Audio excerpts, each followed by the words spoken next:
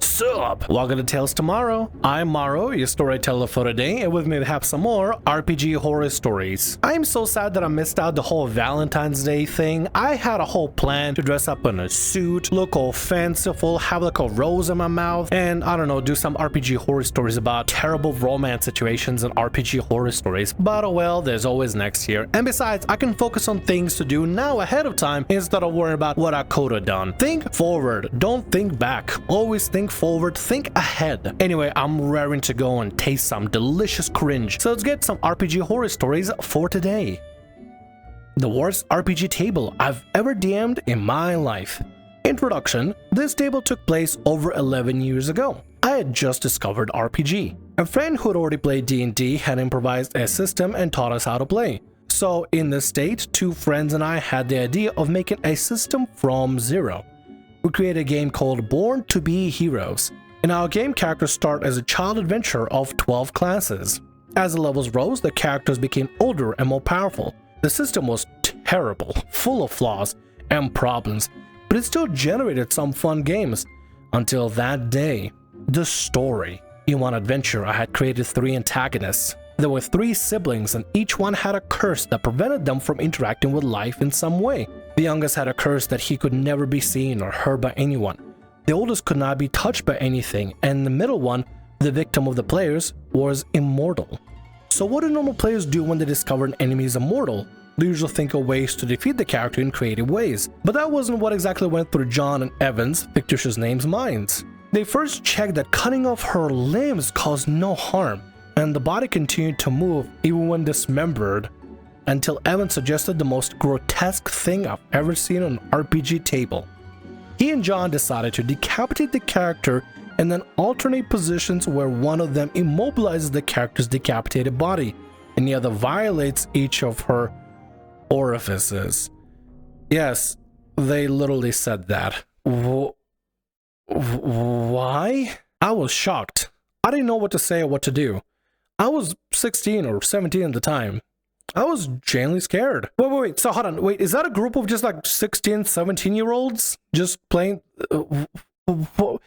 I find it really disturbing that kids' minds are pretty imaginative and they can go into very grotesque things without understanding how disturbing it is. But like, Jesus Christ, I can't imagine 16-year-olds just thinking like making a plan of how to dismember one's body and then paralyze the body just so you can frick it. Like, why? What? Jesus Christ. I followed the scene and ended up letting them carry out the macabre intention. No. Yeah. Listen, I mean, you probably know this lesson now, but like, if you are ever in this sort of situation where somebody asks to do something grotesque or macabre? I don't know how to pronounce it. Something gross and vile like this, the first thing you can do is say no. The DMs need to practice saying no. For real. We need to have this as a lesson where every DM goes to a mirror and practice saying no in front of a mirror continuously until they can get it in repetition. Because practicing to say no, I think is kind of important now at this point, especially with situations like this. And then Evan decided to bury the character's body and take her decapitated and alive head as a souvenir to continue violating her face as a sexual object whenever he wanted. And to make matters worse, hope you remember that the player characters were children. I'm gonna need a shower after this. Why do I need to take showers after these stories? Ugh. I was shocked, scared, and ended the table immediately there. This is the story of my worst RPG table. Well, I'm hoping it's gonna be the worst and the last, because gross. I would probably recommend staying away from games where you can have your characters be children, especially if you're allowed to do something grotesque and macabre like that, because you know some people are going to take the opportunity to take advantage of that sort of thing. If you are playing in a group of people that you trust and you know, and if you want to have like an underage character like 15, 16, whatever, and everybody at the table is fine and cool with it because they know they're not going to have any weird creepy themes over that whole idea, then I think it's fine. But it's a whole other issue when you have basically a lot of immature players allowed to enact their weird creepy ideas and fantasies that just are so beyond respectfully normal. Is no. Palate cleanser. Maybe the next story is going to be a little bit less grotesque, maybe a little more fun. Let's find out. DM killed my first ever character in the first session of my first campaign for breaking his world by accident. I've been reading stories for this sub for a while and thought I'd share the story of my first time being a player. This is about 5 to 6 years ago, and now some details are fuzzy, and honestly, I look back and laugh at it. I was a DM for a friend in high school for 3 months, but I'd never played as a PC. None of us had any experience, but decided to just jump in for it, and I was elected the DM. The group ended when real life started again, and we all drifted apart. I miss D&D and thought I'd check out some website that let DMs advertise games for people looking to play. I found one in the next city over, since it was the only one in my area that used 5e, and messaged the DM. He seemed cool and sent me his world info, which was a novel. I'm talking 60 plus pages of just lore that he wanted everyone to memorize before session 0.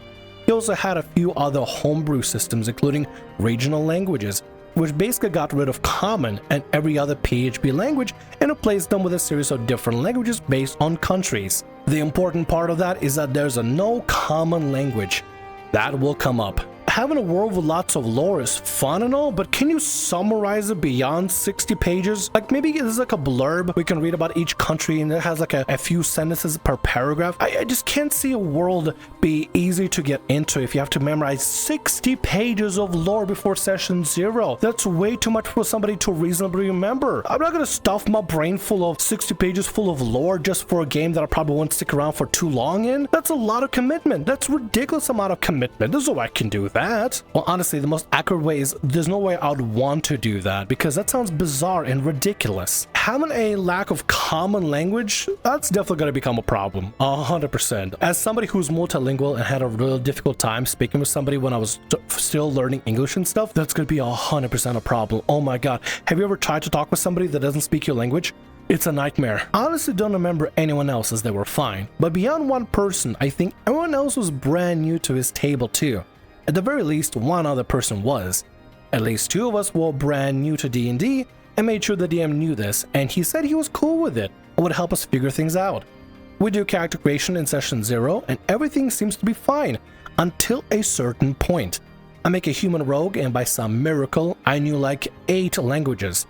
The DM seemed upset because he wanted us to struggle with language barriers even between the party members. Why would you want players to struggle between languages? Actually, you know, I have my own experience. I was playing with a player that made a character and they literally refused to pick common as a language. You know what they picked? I think they picked Terran, or one of those primordial languages, Ignan, maybe Terran, one of those obscure languages that is basically not a lot of people are gonna pick. And I remember the DM at the time told me not to pick some of those languages because he knew that 100% it would be very rare to attend or run to anybody with that specific language. Well, this player decided to completely forego common or undercommon, which was like the second most common language in this campaign, and decided to go for one of the primordial languages that literally nobody knew. And having to communicate with a player like that, it was just literally impossible. We had to gesture to each other and roll performance to see how good it went. It was a disaster. This language barrier thing is not going to improve the campaign. It's only going to make things way worse, way more tedious and boring and not fun. DM, don't do this. I asked him if I should change something, but he said it was fine and he'll work around it.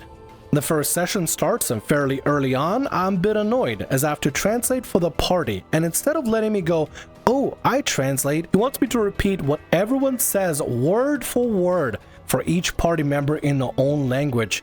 I feel like I'm not getting to do much beyond to be a parrot, and I'm feeling pretty discouraged. The big thing, though, was my inventory. The core idea of the world was that one day all metal in the ground vanished, and because of that, any goods made of metal were worth some multiple extra depending on the material. It turned out in my starting inventory was steel ball bearings, 100 I think. I was listing my inventory at some point and he got super upset because it turned out each ball bearing was worth like 1,000 gold a piece or something.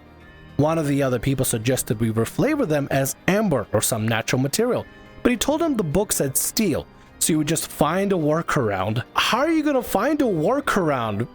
First of all, you made metal completely rare, but you still allowed the player to start off with 100 steel ball bearings? Why?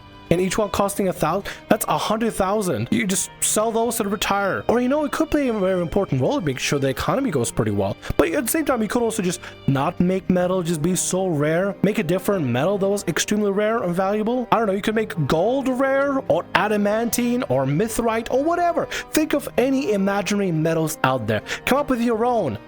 Imaginarium. I don't know. So the party gets to the first town, and we split up. I decide to look for an inn and find one and ask for a room. The DM describes how the innkeep locks me in a room that starts to get crazy hot. Seeing no other option, I try to break out. Guards see me and decide I must be a criminal and give me a swift execution by fire with no save or any ability to do anything about it. Huh? The DM tells me he hopes I had a backup ready for the rest of this session. I had no idea what a backup was, since this was my first time ever being a player. I feel like he was mad at me because my character broke his world and game idea. I was a brand new player that I just wanted to play a silly little rogue, but instead got punished. This DM sucks, dude. Not only is he punishing you for their own mistake of adding 100 ball bearings, steel ball bearings to your inventory, but is then punishing you for something you didn't even do. Why? Why not just talk to you? Why not just reflavor the ball bearings? The player has a lot of currency they can have, and they have all 8 languages. That's right. I'll kill them and say it's their fault, or tell me it's their backup and I won't be to blame. I just called my dad to come pick me up early, and the next day emailed the DM saying that I was starting college soon and wouldn't have time for his game. Not the worst horror story on the sub, but I wanted to share my own little experience that sort of killed my excitement to play D&D for a while. I did eventually reconnect with some of my high school friends, and we now have 2 regulars ongoing games, which are much better. Plus, we actually know how D&D works now. The first campaign, it took us 4 sessions to learn that hit dice aren't used for damage. Well, at least y'all playing and having fun, but oh my god, what a horrible experience with the DM. And especially because the DM is pulling like a gotcha moment, a pseudo gotcha moment. Like, you didn't do anything wrong. You wanted to play, it was your first time playing, you just wanted to play silly little rogue. DM is literally at fault for having you start with a specific equipment. He could just say, you don't start with it. Wow, what an incredible idea. Even somebody like me, a dumb tiefling on the internet, could think of that. You just don't have the ball bearings. Wow. Anyway, OP, I'm sorry that happened to you, but oh my god. Also, one more thing. Don't remove common, or at least have one other language that's common among everybody that's playing along. If you don't want common to be common, make undercommon be common, or dwarven, or elvish, or whatever, as long as players have a common language they can communicate with, because otherwise it's just dumb. Common is there because it's a common language that most people would know, outside it being like a monstrosity or something, or having a unique reason for that. But like, common is common. It's just use common, guys, please. Common is common sense. Have common because it's common sense. I've said the word too much. Let's wrap up right here. And with that, that's gonna be all our stories for today. I want to thank you very much for watching, and thank you so much for being here. If you like what I do, consider subscribing to the channel and leaving a like. Also, if the RPG Horror Stories ever goes down, or if you want to submit your own personalized horror story, email is down in the description below. I'll see you again in more Tales Tomorrow. Bye-bye.